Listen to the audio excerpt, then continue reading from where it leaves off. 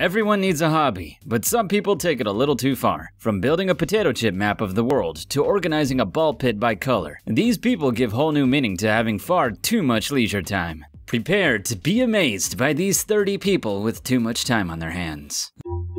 Amazing! Sometimes when I go to the store, I'm impressed at the displays they make out of soda or beer cases. But some stores go way beyond creative in designing soda can walls. This tremendous Super Mario Bros. Display had to have taken several people a whole day, possibly more, to put up. Wouldn't winning at the game be faster? This LEGO fan decided to make an elaborate LEGO structure out of a damaged wall. The LEGO building even has its own holes in the walls so you can peek inside. We all had that one friend when we were kids. You know, the one who kept their room clean without their mom nagging them? Well, apparently today's version of that kid had a leisure day at this children's play area and decided to color code the ball pit. It takes a really dedicated fan of mathematics and sweets to calculate pi far enough to cover almost the entire top layer of this baked treat, but someone did it. Meanwhile, this shopper at a big box store was also hungry for a different kind of pie.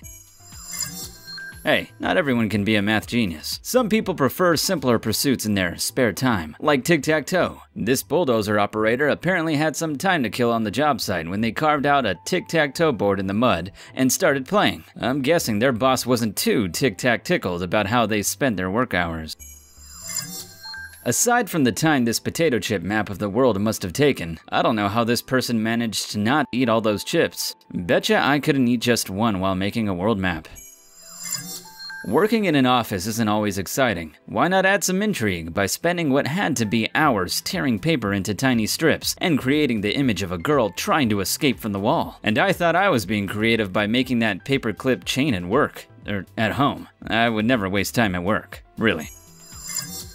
Sometimes when I'm bored, I think I might just go bananas. This person kind of did just that, but they also created a detailed Minions portrait on the outside of this banana. I just hope that wasn't all they brought for lunch. It would be a shame to peel the banana now.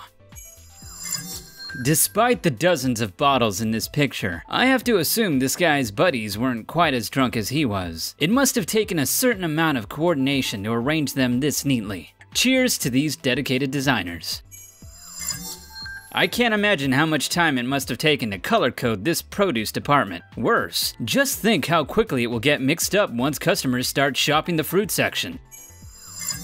Sometimes when I'm waiting in line for a burger, I realized fast food can be really slow. Fortunately, one industrious individual took advantage of having so much time to kill and created this Star Wars sculpture. What, no papier-mâché Death Star made out of napkins to go with it? Don't worry, I found something for the Star Trek fans too. It turns out man's best friend also wants to boldly go where no canine has gone before. This cat isn't quite ready to join the dog in space, but someone did have enough time to make their feline friend a plane. I find it funny, but somehow the cat doesn't look amused at all. Maybe he'd prefer a new car, maybe a Jaguar, to a plane?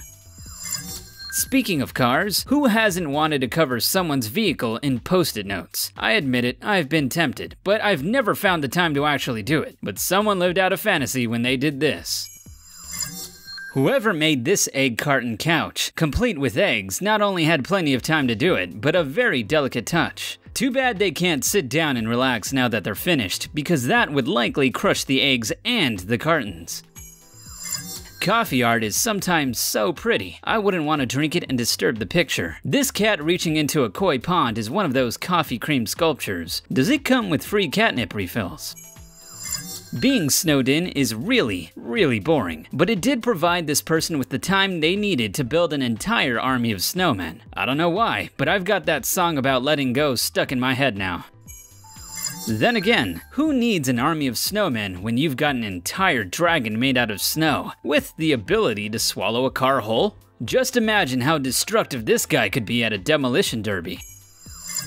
Stacking firewood is another potentially boring winter situation, but this intrepid designer found a way to make it amusing. This very intricate owl looks like he's ready to flap his wings and fly south for the winter. Being a card collector at a big box store has to be a boring job. Fortunately, one employee found a way to make it fun by putting all the carts in a circle. At least they didn't trap any cars or shoppers inside. But will someone save the trees trapped by the card corralling? Some people like to read while they spend time in the bathroom, but others get creative and crafty. Like this person, who braided 2 rolls of toilet paper. I feel kind of badly for the person who runs out of toilet paper and has to undo one of those braids. But hey, toilet paper isn't just for toilets or braids. It's also for building a fort in the middle of a store. At least, that's what these guys did. Sure, shopping can be boring, but they used the time to build a fort right in the aisle. I'm not sure if management appreciated their dedication to architecture.